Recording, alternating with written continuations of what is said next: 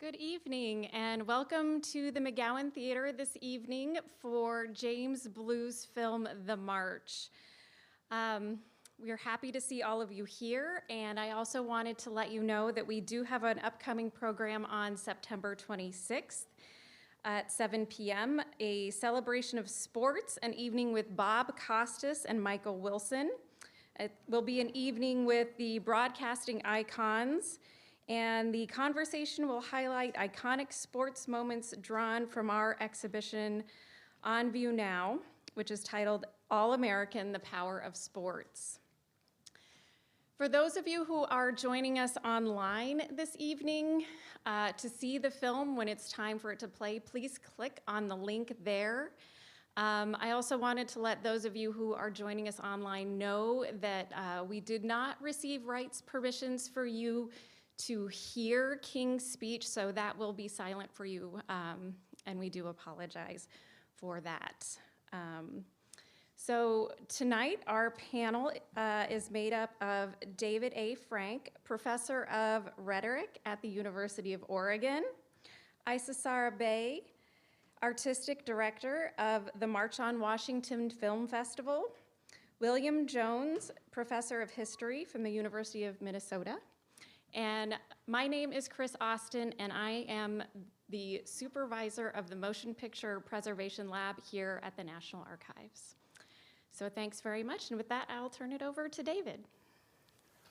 You are in for a big treat.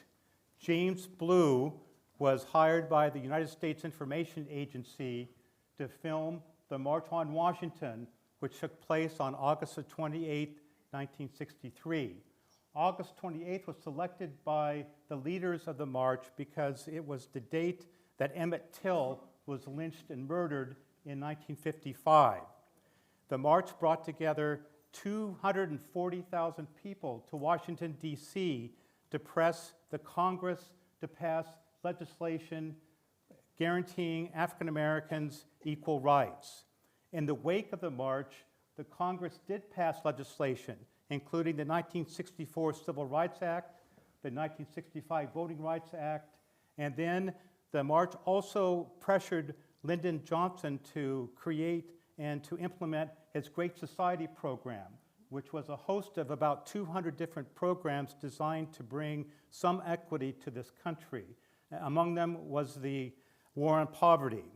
And so I'm delighted that I am joined today with distinguished panelists who will bring some insight to the March on Washington as a prelude to watching James Blue's magnificent film. The film won 4 international awards and was introduced into the National Registry in 2008. James Blue went on to do great work as a documentarian and as a theorist. And so, again, you are in for a treat, and we're going to keep our conversation to about 30 minutes. And I begin with the preeminent scholar of the March on Washington, William Jones, from the University of Minnesota.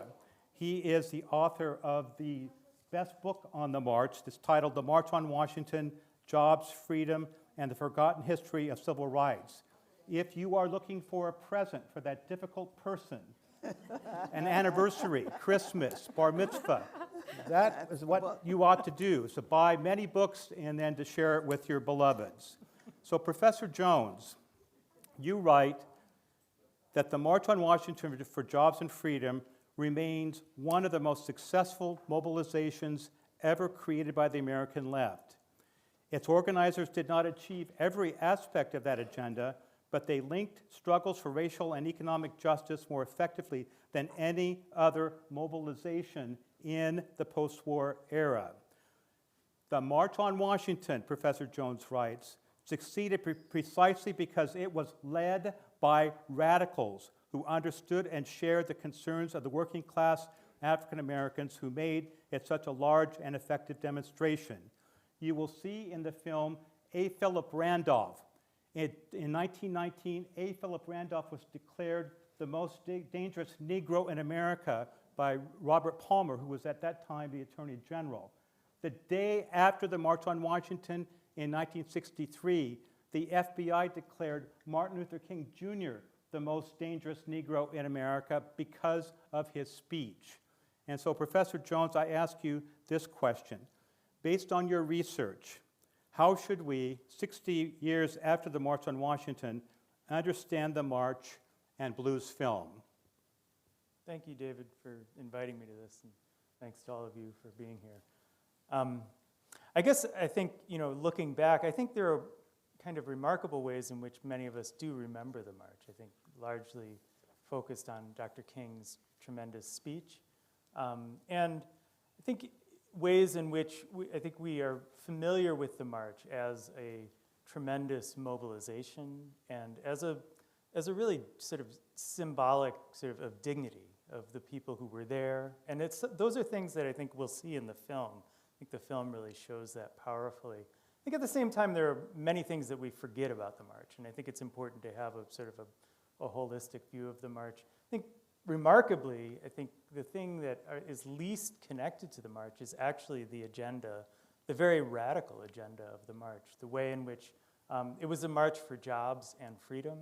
It was a march that was very explicitly connected demands for racial equality to demands for economic justice that I think remain, both of which remain very radical in this country. And I think it's important that we sort of look past the pageantry and the symbolism of the march to really understand what actually drew 250,000 people to Washington.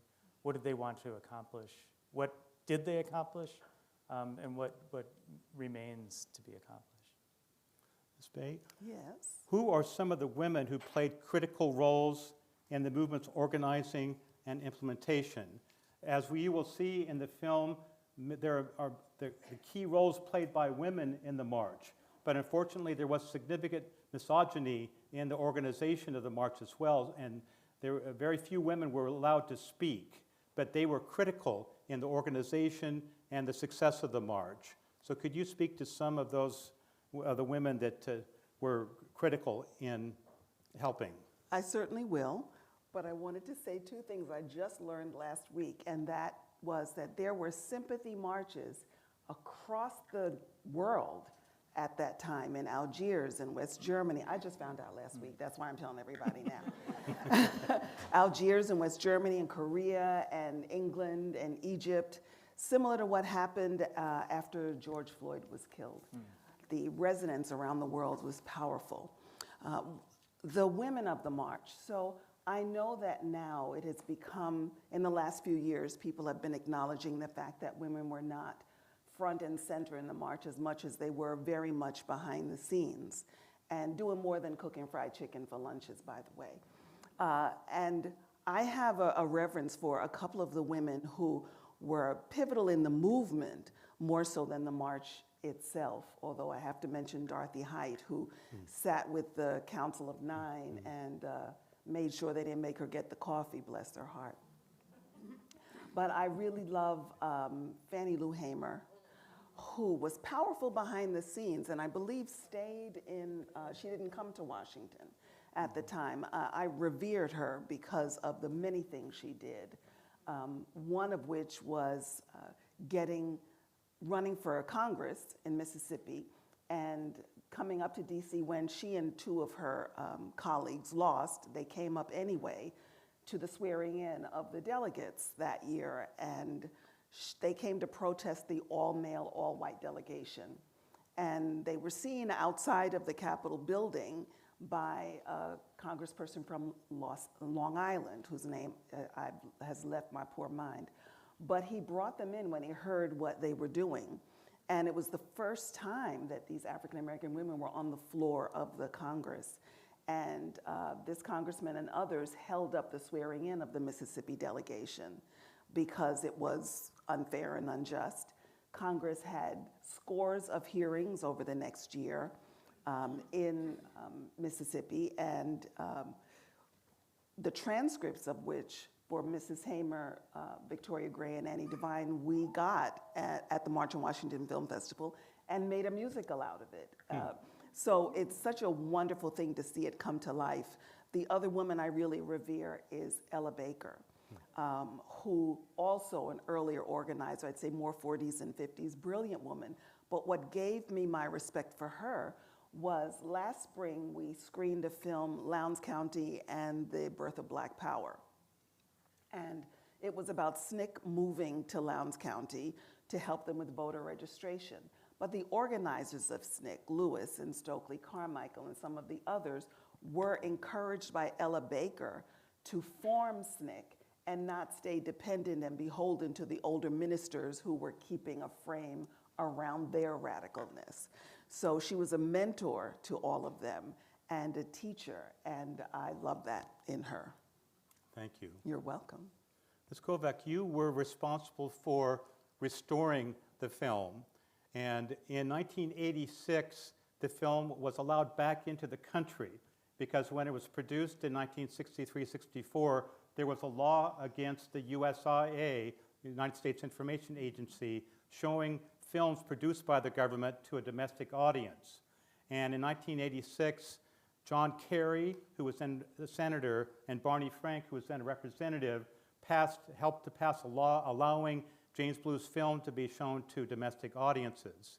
Then in 2008, the film was introduced into the National Registry, and the film, I believe, was sent over to you, and the blueprints and the originals were used by you to restore. So what observations or challenges came up during the restoration of James Blue's film?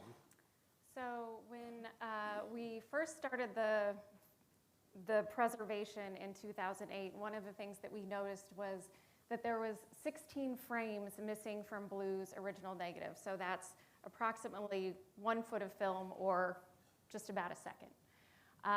So what we did is we found a beautiful print that still had those frames, and we created a new negative, and we kept that separate from Blue's negative, but when we made new film copies, we were able to reinsert that to complete the whole. Then, when we did the restoration in 2013, we scanned everything and actually went through the film frame by frame to make sure that all of the dust was removed, scratches. We made sure that the color was accurate and that it really reflected the time that Blue shot the film. So our entire goal was, create an authentic record of that particular historical event. One of the other challenges that we encountered was that James Blue was the cameraman who was actually taking footage of MLK's speech, and he lost the sync. So you'll notice that most of the film is close-up or medium shots of people or events, but King's speech is taken from a long distance, and that's because he lost sync sound. So as the speech was happening, MLK's voice and lips were not in sync. So what we were able to do as part of the restoration in 2013 was to actually go all the way into the image and really tighten up the sync. So now MLK's lips and words are back together again, which is what we're assuming that Blue intended at that point in time. I love that kind of nerdy work. I commend to you. Yeah, a lot of nerdy stuff. I commend to you the long blog post that she has posted on the National Archives website, where she describes in great detail the restoration process, a loving restoration process, because it was quite clear that what you did was to restore the film to its beauty. So we really do appreciate what you've done. Professor Jones, the March on Washington now, as it fades into history, seems to be a Hallmark card where there are people that seem to be hugging and loving one another, but there were some real pragmatic goals. So what were the goals of the March on Washington? March on Washington for jobs and freedom. What were some of the goals that were important? Yeah, so there were 10 official goals, or demands of the march, and they began actually with a comprehensive civil rights bill, which President Kennedy had actually already introduced to a bill, proposed a bill, and supported a bill. So that was sort of the starting point, and it's important to keep in mind that the rest of these demands were actually building upon that bill and adding to the bill. So they wanted to make enforcement of the civil rights measures much more powerful, giving the federal government the ability to take funds away from local governments if they discriminated against citizens. They wanted the integration of all schools by the end of 1963. So this was August, right? So they didn't want it to take much time. They coupled those goals, which were sort of building on Kennedy's proposal, with a number of really important economic changes. So they wanted to raise the minimum wage to a level that would provide a decent standard of living. They figured that was about $2 an hour in 1963. That's about $20 an hour today. They wanted to extend the minimum wage to all workers. So the minimum wage still does not apply to agricultural workers. It doesn't apply to many domestic workers. At the time, all public employees were excluded from the minimum wage. So they wanted to make sure that that applied to anybody who went to work. They wanted a massive federal jobs creation program that would create meaningful and dignified jobs for all workers. Again, something that was not picked up on and put into legislation. The last official demand of the march, was actually in some ways the first one, which was to pass a law, what they called in the program for the march an FEPC law, a Fair Employment Practices law. This was a law prohibiting employment discrimination. And that was actually the primary demand of the original March on Washington, which A. Philip Randolph had called in 1941 during the Second World War. That would actually be added to the Civil Rights Law. It became Title VII of the 1964 Civil Rights Act. President Kennedy actually vehemently opposed this. He believed that it would alienate mostly northern moderates who might support a law that was targeting Jim Crow in the South, but would not support a law demanding equal employment opportunity in New York or in Chicago. So he thought it was not something that would be part of the bill, but it would ultimately be passed as part of the bill, in large part because of the coalition that the march put together. Thank you. Ms. Bay? Yes. The topic of nonviolence is featured in James Blue's film. The argument is made that effective legislation can be passed if there's sufficient nonviolent pressure, if it's placed on legislators. Could you discuss the role of nonviolence in the civil rights movement? I think when people think about nonviolence, particularly today, they think it's passivity and kind of weak and ineffective and allowing people to push you around.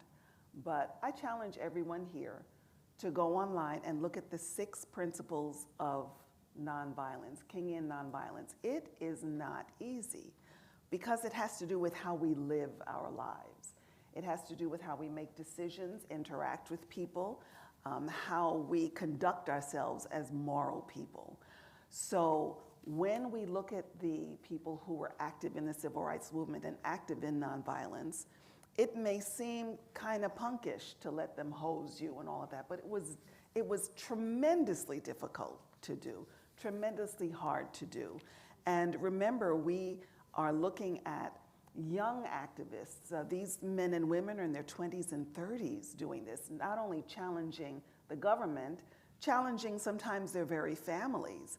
You know, King wasn't all that popular in his family and extended family in 1955 when he led the Montgomery bus boycott, and he didn't want to do it. He was 26 years old.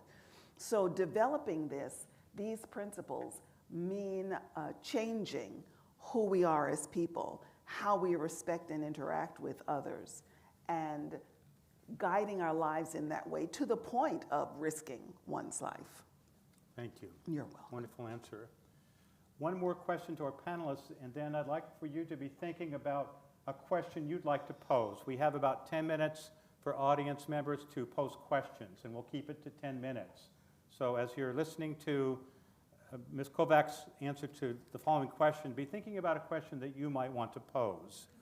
So my question is, what would you do if you had unlimited money and unlimited resources to restore or upgrade James Blue's film in general?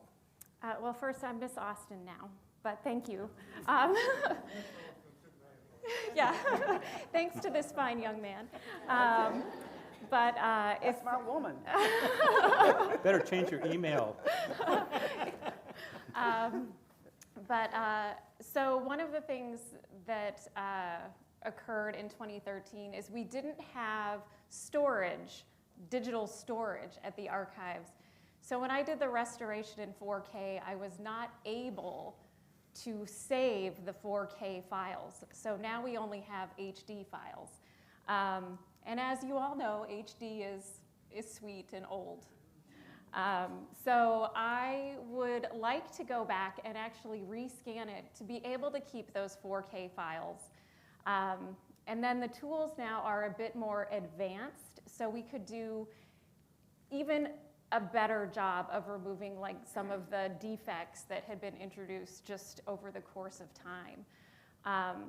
The other thing I would love to do in my heart of hearts is see if the people that are in the film could somehow be identified by their family or their friends. At this point, a lot of the people would probably be in their 80s or 90s, but and I don't know if it's because I literally spent hours with these people. It took me about 140 hours to do the restoration, but I got to spend so much time on these faces and really zero in on the characters that are there. I would love to know what happened to them and who they are. Mm-hmm. Thank you. We now would like to invite questions from the audience, and someone from the staff will have a microphone to. She's ready. Will I get a chance to tell my Clarence Jones story? David. Who's speaking? Hi. Good Okay, afternoon. while we're figuring out who's going to be next. Oh, good I'm gonna tell- evening. Oh, you there? Okay, Yes. good. All right, go You ahead. made mention about the pageantry of the march and the idea of how nonviolence is looked at as a kind of soft way to engage. So you have about 10 minutes for Yeah. questions. Yes, I'd like for you all to comment on how King's speech and his legacy has kind of been sanitized these days, and speak more to some of his other speeches and how he was really almost a militant, engaging kind of person, and this new image of him that kind of whitewashes his legacy. Sure. Okay. I mean, I think you're right about the sort of the way in which his legacy has been sanitized. In part, I think that the way in which we have sort of lifted up this particular speech, and forget that, I mean, it's important to remember that this was the last speech of the day. And so his goal was not to tell people why they were there, what they wanted. His goal was to lift people up and sort of send them home reinvigorated, right? And he did that in a very powerful way. In other speeches, when he's there to tell people what the demands are and to sort of fire people up, he does a very different thing. And so if we look at his other speeches, they say very different things. If we look at the other speeches that were given that day at the Lincoln Memorial, they're also very specific about what the goals of the march were, in a way that his final speech was not intended to be. So I think you're absolutely right about the way in which, I think actually this film does that to a certain extent you'll see that it cuts very quickly to King's speech. We see very little of the other speeches, and I think that was part of a process of starting to change the memory of the march. And I would say for this particular film also, it was not meant to be shown in the US. It was only meant to be shown overseas as an example of, quiet, nonviolent protest. So what you're seeing is the, sort of the fear and trepidation that the march wasn't going to happen at all, and then the joy that it did happen, and then King's speech at the end, and the hopefulness, because that was the message that the U.S. wanted to project overseas. But suppress at home. So I'm telling my speech story now. 2015, the March on Washington Film Festival had an event on this very stage, and Clarence Jones was one of the presenters. Clarence Jones was Dr. King's attorney, personal advisor, and often gave him ideas for speeches. Clarence Jones, Harry Belafonte, and Stanley Levison were the trio that supported Dr. King in private matters. So King is a leader of this movement, but he can't tell his fears to the folks working with him because he's the leader. These men helped him. King would speak and turn the money over to the SCLC, but if a mortgage payment was needed, one of them would help. So they're that kind of friends, you know, the ride or dies. So one day, Harry Belafonte calls Clarence Jones and says, we're getting some money from David Rockefeller. I need you to go to New York to the bank and pick up the money and bring it back down south to the office. So I think it's a Saturday. Well, you know, back in those days, the banks weren't open. So Clarence Jones told us this story about going up there, going to 30 Rock, which was the headquarters for the bank. It's empty, and he goes downstairs, and there are a few bank officials there. The vault is wide open, and there's a table, and they take him in. Money is wrapped up in stacks, and they give him the stack, and he puts it in his bag, and as he's leaving, they say, wait a minute, you have to sign for it. So he saw what he had to sign, and it was saying this money will be repaid back in 90 days. But because he was sent to get it, he signed it and left, went straight to a phone booth, called Harry Belafonte and said, man, they made me sign for this money. He says, Harry said, better you than me, brother. So he takes the money back down south to the office. A few days later, a letter comes in the mail, opens it up, and it is that same promissory note stamped, paid in full. He used that episode to give Dr. King a paragraph, and you'll hear Dr. King talk about how the United States has signed a promissory note, but when we go to get the funds, it comes back insufficient funds. Dr. Jones said it was the first time that Dr. King ever took something he wrote in his entirety, didn't change it, and used it in a speech. And that's where that came from. Is there a question? Yes, thank you very much for your initial remarks and for that very funny story as well. Now, at the time of the civil rights movement, there was a split, it seems, between those who supported a nonviolent approach, such as Dr. King and John Lewis and the Student Nonviolent Coordinating Committee and others, and those who favored a more sort of assertive, aggressive, perhaps violent approach. Malcolm X is often sort of seen as one of those figures. In what way is Dr. King's speech during the March on Washington responding to some of those sentiments within the civil rights movement that supported a more militant approach, or does he not engage with those sentiments at all? May I just say something before someone else better suited answers that? SNCC was the part of the SCLC that moved away because those young people wanted a more direct approach. So I wouldn't say radical to the one point of picking up guns, but they felt that the SCLC was moving too slowly in a sense. And so that same film I mentioned before, they went to Lowndes County to help people register to vote in a town that had a majority black population and no representation. And during that time, as they were speaking, the expression Black Power came up. Before it went to California, before the Panthers, it was down south that first came to the fore. So there was already a kind of a division between SNCC and the LCLC, which is why John Lewis didn't stay with SNCC. I would point you to the report made by the FBI the day after Martin Luther King Jr. delivered his speech. The FBI declared Martin Luther King Jr.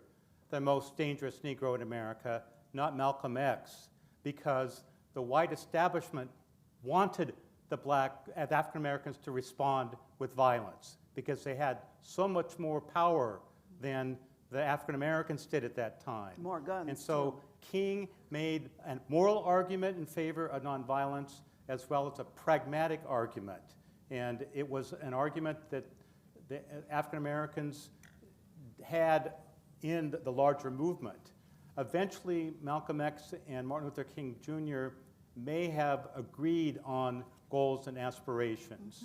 And Malcolm X was a very articulate, smart, savvy observer of the political scene, and he understood later in life that violence might indeed be counterproductive. Yes, my name is Felicia Manns, and this is for Ms. Austin, right, Ms. Austin? Yes. Okay. First of all, for the entire panel, thank you so much for what you've presented to us this evening. I particularly have learned some things already. However, you asked about going through those hours of that documentation. Our mother is 92, almost 93. She was there in 1963, and we have 4 generations of our family here, but she's a great-great-great-grandmother. And we were here 10 years ago for the march, and we've all returned again this time, minus the little one you saw. I'm really intrigued by your time and effort and all of that, and if you do have the time at the end of this, I implore you to talk with my mother, and we have evidence of her representation because she was on the back of the program. We have that with us. Ooh. Oh, Yay.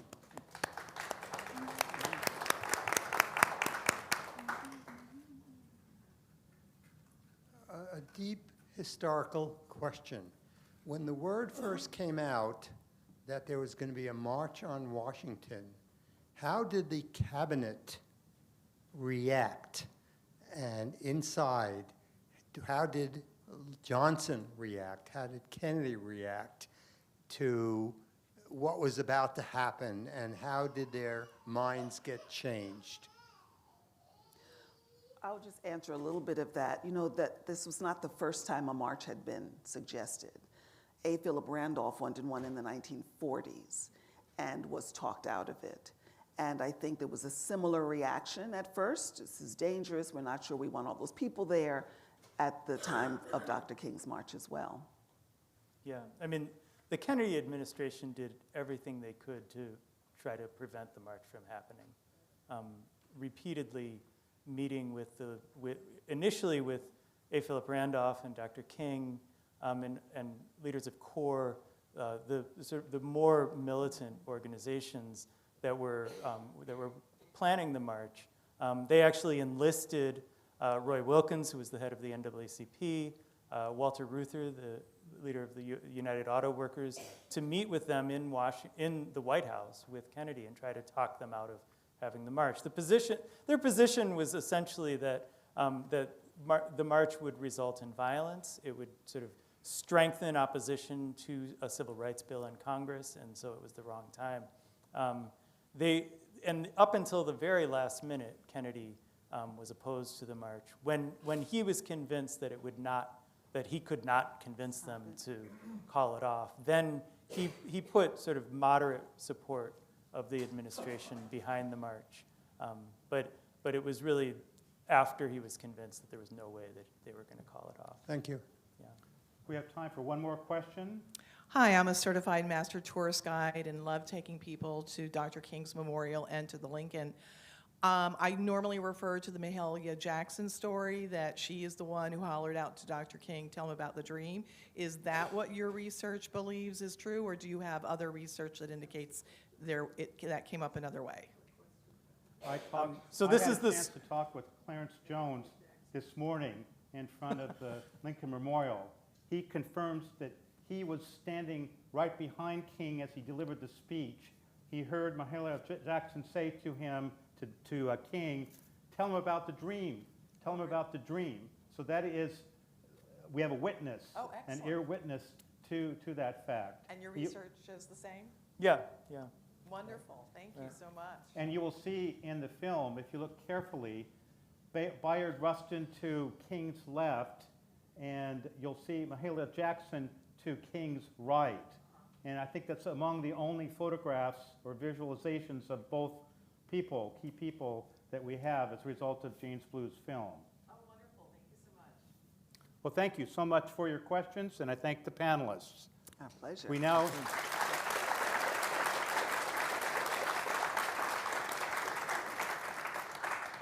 now invite you to watch the film at home, and we will watch it here in the theater.